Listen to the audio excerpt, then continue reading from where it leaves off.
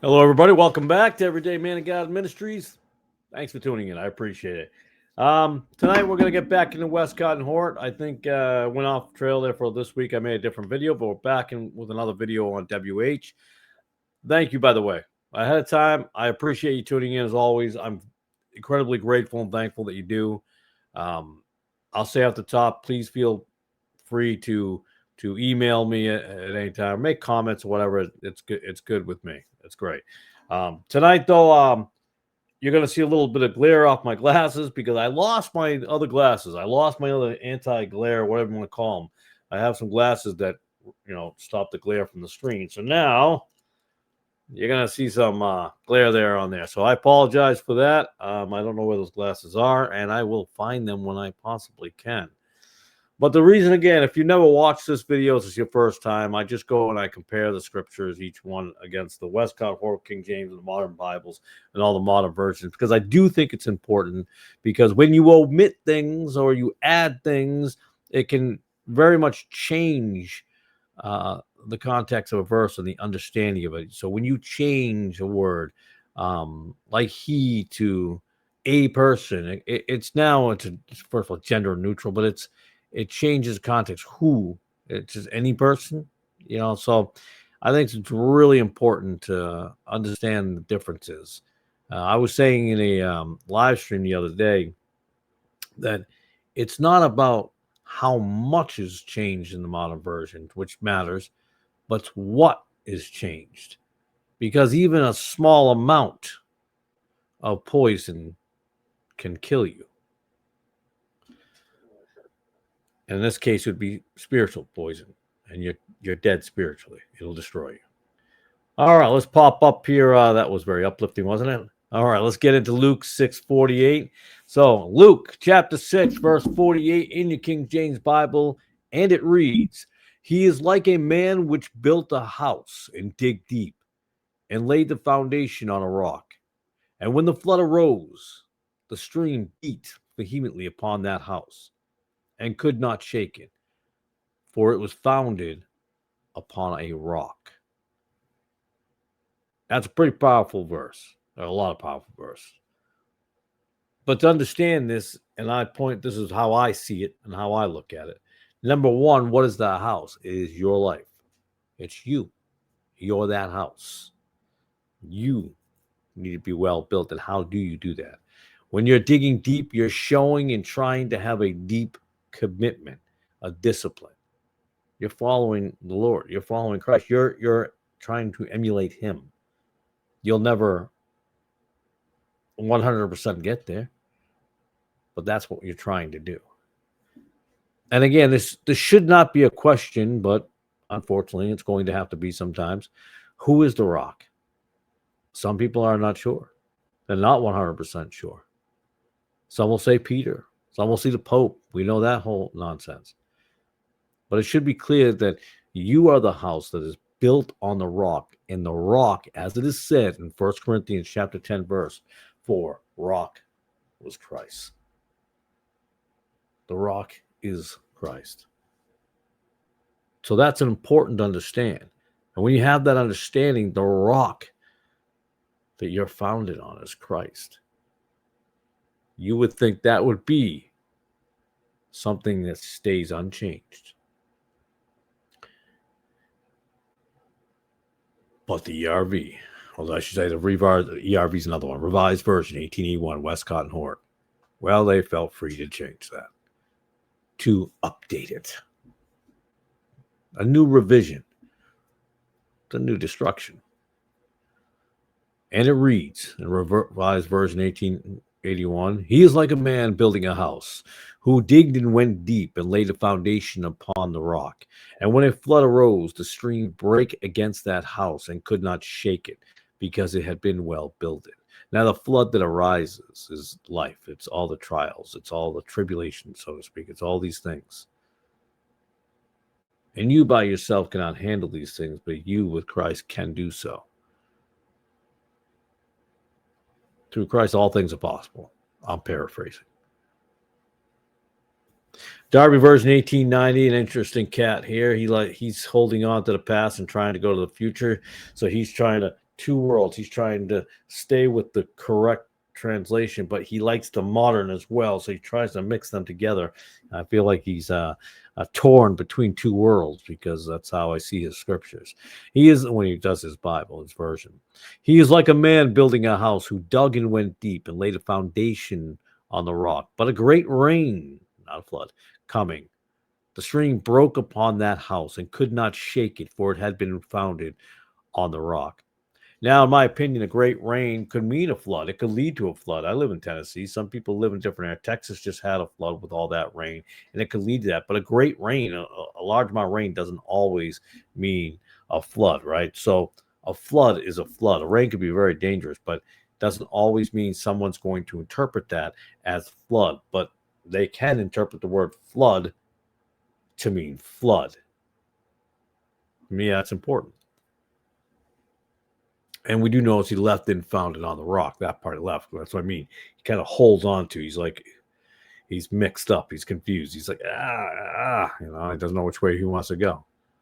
American Standard Version, the ASV, 1901, W&H. He is like a man building a house who digged and went deep and laid a foundation upon the rock. And when a flood arose, the stream brake against that house and could not shake it because it had been well builded. Well builded. That's not the same.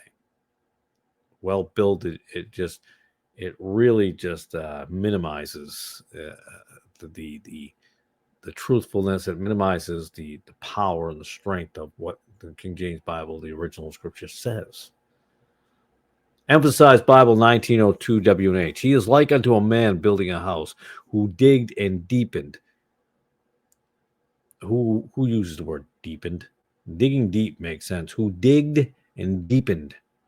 And deepened sounds a lot more archaic than the King James version. When it says dig deep. Deep is a good word. Deepened. I'm not saying it's not a word. I'm just saying, how often do you hear it heard these days? Some of them might say, I use it all the time. Well, okay, that's pretty cool. Good for you, buddy. Sometimes I like to bring back the old words myself. And laid a foundation upon the rock, and a flood coming, the stream burst against that house and was not strong enough to shake it because it had been well built. Well, yeah, it was definitely well built and well builded because it's the rock. It is Christ. Jesus is in control. Yeah. This doesn't, to me, it's not powerful. Oh, you want emotion? No, I want the truth. Revised Standard Version 1946, W&H and Nestle-Aland 25th edition. He is like a man building a house who dug deep and laid the foundation upon rock. And when a flood arose, the stream broke against that house and could not shake it because it had been well built. Another well built. Yes, it's definitely well built. On who? Perhaps the rock? It's like they're afraid to say it. They're afraid to admit it. They can't do it. Like, well built. Bible in Basic English, 1949. He is like a man building a house who went deep and put the base of it on a rock. That's a new way of saying it. And when the water came up and the river was driving against that house, it was not moved because the building was good. So it's just a good house. First of all, I don't want a good house. I would like a well-built house, right? A well-builded house. I would like a house built on the rock, Christ. Because the house symbolizes your life. I don't want good. I want the best. I want the rock. New World Translation, JW 1950, W&H. He is like a man building a house who dug and went down deep and laid a foundation upon the rock mass. Consequently, I don't know why that cracks me up when they put that in. Consequently, when a flood arose, the river dashed against the house. Consequently, and dashed against the house, but was not strong enough to shake it because of it's being well built. Well, I don't know what dash means. What this river just dashed against the house? It was like it just kind of hit it, but it wasn't strong enough to knock down the house. Well, yeah, it's a dash. It's not going to knock down the house, but a vehement flood. A flood that's vehemently pounding against it, it's a different ball game, isn't it? It means something different. Amplified 1965, WH Nesseland 26th edition. Did I say Allah? Nesseland 26th edition. He is like a far-sighted, practical, and sensible man building. I feel like they were hanging out with the JWs when they wrote this.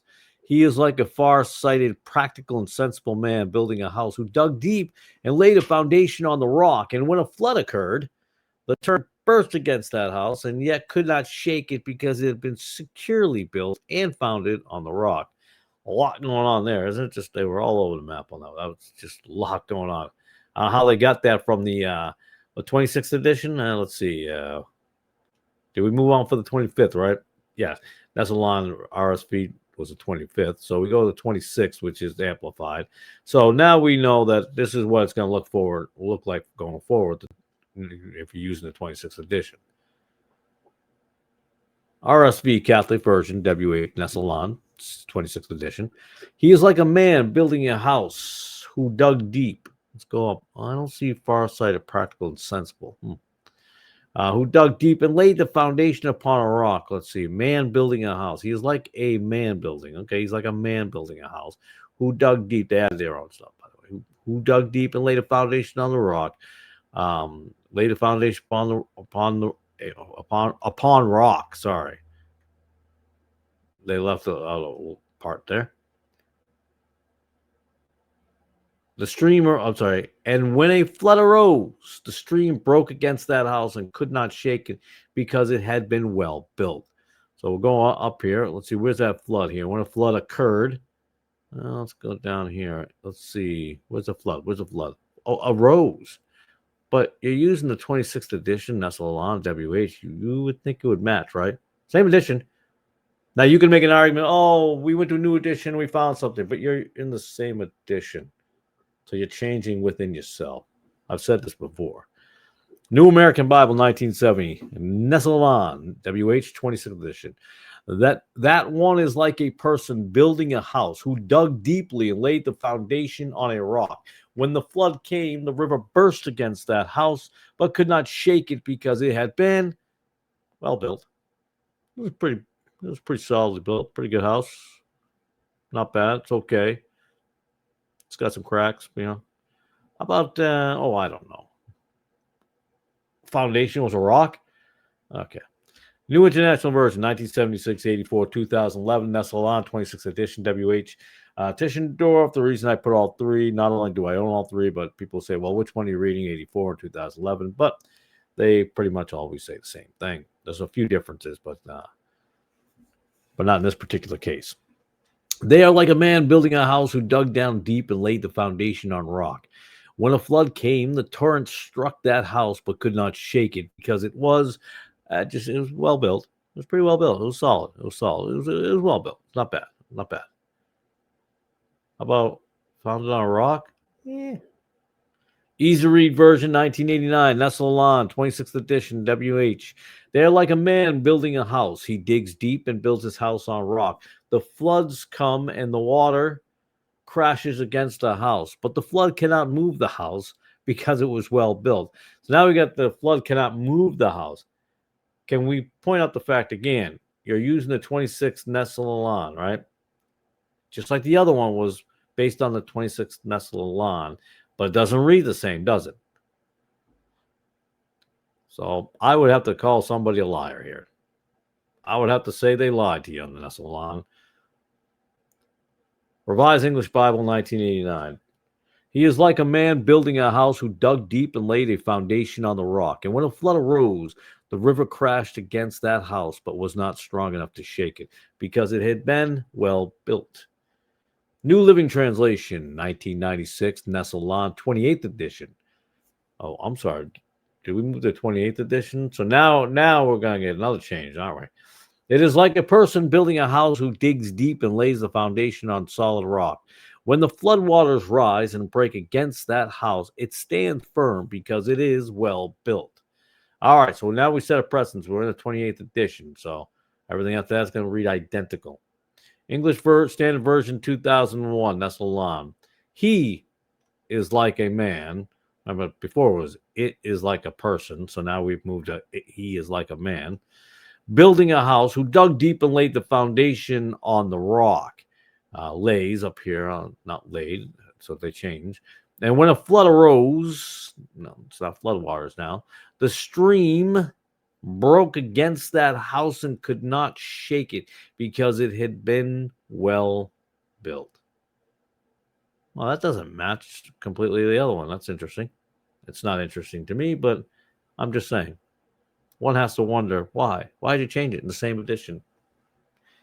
It's like having a textbook, right? You have a textbook at school, and you're reading it, you're doing your work. I'm like, you're working on your literature, da da da da da, and the kid next to you has the exact same edition, right? But inside that edition, it's completely worded differently. You're like, wait a second, your book looks the same as my book, but yet yours doesn't match mine. Why is that? Legacy Standard Bible 2021, Nestle-Aland 28th edition, W&H. He is like a man building a house who dug and went deep and laid a foundation on the rock. And when a flood occurred, the river burst against that house and could not shake it because it had been well built. I'm going to scroll all the way back up here now. Go all the way back. A lot of modern Bible. There's a lot more you can put in here.